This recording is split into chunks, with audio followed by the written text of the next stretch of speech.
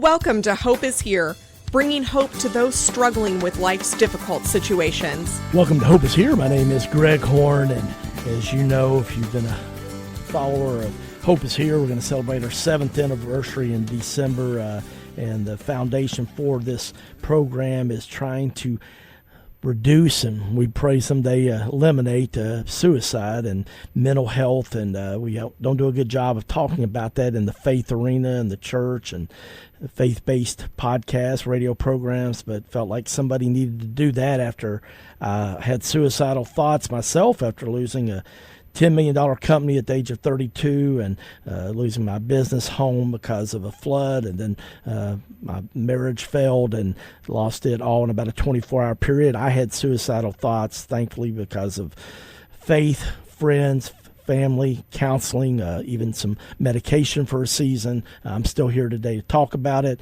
but a few years later I had 3 friends that ended their life by suicide all in a little over a year period. I just said, somebody's got to start talking about that. And so we don't talk about it every week on Hope is Here because it is such a heavy topic, but that is the foundation. And I'm so blessed today that we have a person that God has just gifted with a wonderful mind, a wonderful communication gift set, and most of all, a beautiful heart, Dr. Melinda Moore. She's no stranger to Hope is Here listeners. We try to have her on at least every year and a half at the most, just to talk about this. And one of her passions is to be able to help connect the faith world that we live in, the church and faith-based arena, with suicide prevention. She's a licensed clinical psychologist, associate professor in the Department of Psychology at Eastern Kentucky University with an emphasis on suicide prevention. She also has a private practice as a counselor, and she travels internationally as a lecturer all over the world on this topic of suicide prevention. She's also the author of 2 books, The Suicide Funeral, or Memorial Service, Honoring Their Memory, Comforting Their Survivors, and then her most recent book, After the Suicide Funeral, Wisdom on the Path to Posttraumatic Growth. Dr. Moore, thank you so much for being with us again today on Hope is Here. It's great to have you back with us. Oh, gosh, Greg, thank you so much. It's such an honor and a pleasure, and I can't tell you how much I appreciate your leadership on this topic, particularly in the faith arena, as you indicated. This is something we don't talk enough about, but boy, faith communities have an awesome opportunity to help people who are suffering from all sorts of issues, and suicide is certainly one of them. Suicidal thoughts and feelings are certainly one of those issues and challenges that faith communities can do an awful lot to support people through. Well, one of the things I love about you, Dr. Moore, is that, you didn't plan on this being your career, focusing on the psychology part, especially with the suicide prevention, but you had a personal experience many years ago that kind of changed the trajectory of your life. I know you shared that several years ago, but those that haven't heard our programs before, could you share a little bit about that experience in your own life? Yeah, absolutely. I mean, it's interesting. I was a new Catholic. I've always been a Christian, but was a new Catholic about a year when my husband, I was newly married to him, and this was many, many years ago. He took his life, and it was very unexpected. I was working in public health at the time, and I thought my work covered every cause of morbidity and mortality, but we weren't talking about suicide at all in the public health arena. So it really shook me to the core. Personally, it was, I think, the most painful experience I've ever had, and I've had some pretty painful experiences in my life. And it certainly got me thinking about why we weren't talking about suicide in the public health arena. And I realized that there was such stigma around this topic. And so it took a couple of years for me to get to a place where I could really do something about it. But I think God really inspired me and got me curious about this topic so that I could get involved in suicide prevention, and then ultimately went back to school and got a PhD in clinical psychology, and am now incredibly blessed to be doing the work that I'm doing, both academically training clinicians at Eastern Kentucky University and suicide-focused treatment, training clinicians all over the world in this empirically supported approach to treating suicide, but then also getting to work with people individually in my private practice, and then get to write about this really interesting concept of growth after trauma, because I can tell you from the inside out, I have changed. I am a profoundly changed person as a result of this experience. And while it was painful, there were also things that I could definitely say were growth experiences for me and tremendously beautiful. So I am grateful to be doing what I'm doing as a result of my personal experience. Well, the Bible talks about that, like with Joseph, what was meant for evil, that God could use for good, and I feel like that's what you tried to do with the unexpected and tragic loss of your husband to suicide, and yet you and I are comfortable talking about it, yet so many people aren't, and from one of the things that, as I've learned on this journey, and a lot of it I've learned from you, is that, sometimes we think, well, I don't want to talk to somebody about suicide because that might cause them to do it. And in your research, have you found that that's not true? Is that correct? Yeah, there are so many myths around suicide, and one of them is that if you talk about it, it'll plant the idea in people's heads, and that's the farthest thing from the truth. Actually, when you talk about it directly and non-judgmentally, compassionately, and that is, if you're a clinician, or if you're a clergy member, or if you're just a friend, or you're just somebody that, you casually meet somebody and they happen to disclose to you. I mean, I think we can all be compassionate and non-judgmental in talking about this, but boy, it's something that everyone's really scared of. And I mean, on one hand, I'm glad we're scared of suicide, but on the other hand, we have to be willing to do things that maybe get us outside of our comfort zone so that we can ask the right questions. Because, there's also this idea that somehow there are these warning signs that will tell us when people, are having suicidal thoughts. So all we have to do is look for the warning signs. And in fact, there's not good research around that.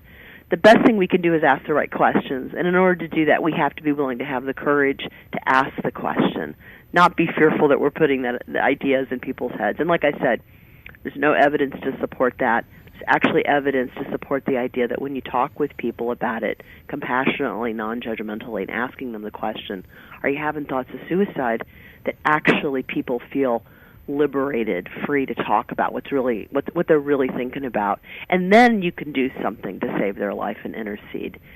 So it's complicated, and it takes us getting outside of our comfort zone. But there's an awful lot of good resources these days for learning how to talk to people that we didn't have when my husband died. Well, I'm glad you brought that up. If somebody's listening today and, they're kind of concerned that maybe they've got, a relationship, friend, family member, coworker, that, they think maybe they might be having suicidal thoughts. And so if they ask them that question, which one, like you said, that's a great thing to do, because I know from where I was at 20 years ago when I was having those thoughts, that for somebody to ask it, just to talk about, as you said, after somebody asked me, it's like somebody's acknowledging it. That kind of helps shed some light on the darkness. But if somebody does say to them, I am having suicidal thoughts, and thankfully the person that asked me was very kind and just was able to listen and walk with it through me, but just share some just practical steps for people to be able to handle that conversation. Yeah, I mean, I think recognizing that we have resources. Number one, I think it's important to ask the right questions, like, are you having suicidal thoughts? And if somebody says, I am actually, if you can, managing your anxiety in that moment and just listening to them, asking them, do they have a plan? They thought about how they do it, that kind of thing, and just listening to them. And then don't leave them alone, but also don't go it alone. There is a wonderful 3-digit number, national number, 988, which is the National Suicide and Crisis Line number. It's a 3-digit like 911, but it's 988. You should call that number, and you can call that number with the person present, and just ask for help. They will guide you. This is a wonderful free resource that's available 24/7 across the country.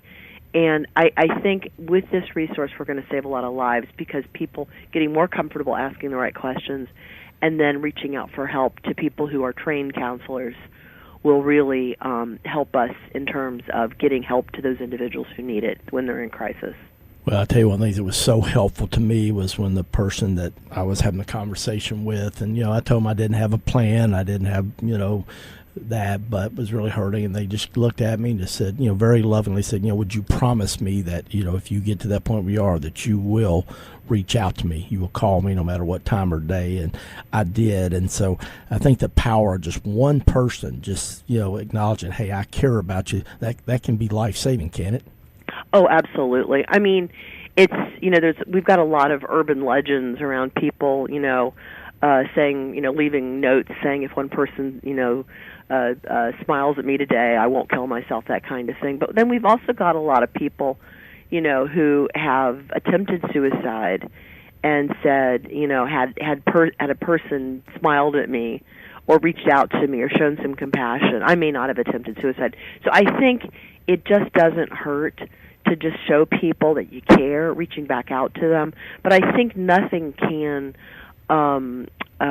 replace getting professional crisis intervention help in those moments. And so I think it's important to keep 988 in your phone, to program it in your phone.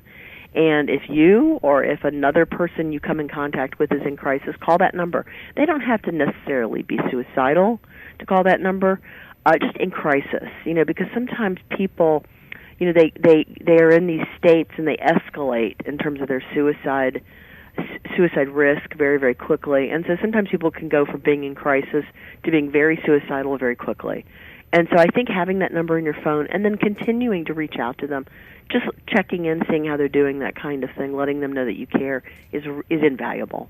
Well, I'm excited. Tomorrow we're going to be talking about a conference that's going to be here locally called Addressing Mental Health and Suicide in Communities and Congregations, a faith-based approach. It's going to be held at Richmond at Eastern Kentucky University on Monday, September 9th, and on Tuesday, September 10th. And so I hope tomorrow that you're going to join us, because we're going to talk details about that. Just a powerful, powerful conference that I'm honored to be a part of. But in the time that we've got remaining here, about a minute and a half, Dr. Moore, one of the things is that sometimes a lot of people buy into, well, nobody, is going to miss me if I'm gone. And one of the things that you've helped educate me is that when one person decides to end their life prematurely by suicide, it ripples into many lives, doesn't it? Oh, goodness, yeah. We are very lucky to have experts at the University of Kentucky. Dr. Julie Serrell, I was lucky enough to be on her research team, and she really uncovered this number that for every person who dies by suicide, there's 135 people, in general speaking, exposed to the death. And of that 135, about 48 individuals feel close or very close to that individual. And as a result of that feeling of closeness, it's that perception of closeness that really then predicts the impact of the death on that individual. And what we know is those individuals who are close or very close have higher levels of depression, anxiety, and suicidal ideation, suicidal thoughts and feelings. Another study in England showed higher levels of suicide attempt. So we know that exposure to suicide may actually beget more suicide. And so we have to take this very seriously when we have a suicide in our community. And again, avail ourselves of the resources that are available, not just to prevent a suicide, but then in the aftermath, the people that are impacted, who are exposed and impacted by this death. Well, unfortunately, we are out of time, but the good news is Dr. Melinda Moore is going to be back with us again tomorrow, and we're going to be sharing details about a wonderful conference coming up that's going to be able to help you be able to come in person to hear about how you can grow in your knowledge of mental health and suicide, and with a faith-based approach. So I hope you'll invite somebody to join us. For Dr. Melinda Moore, I'm Greg Horn. We'll see you tomorrow on Hope is Here. Thank you for listening to Hope is Here podcast. To listen to one of our previous programs or to make a tax-deductible donation, please go to our website, hopeishere.today. That's hopeishere.today. Hope is Here is blessed to receive a $15,000 matching gift this summer. To help us utilize this wonderful opportunity, would you please consider making a donation? No gift is too small, and all donations are tax-deductible and greatly appreciated. To make a donation online or to find information on where to mail a check, please go to our website, hopeisheretoday.org. Again, that's hopeisheretoday.org.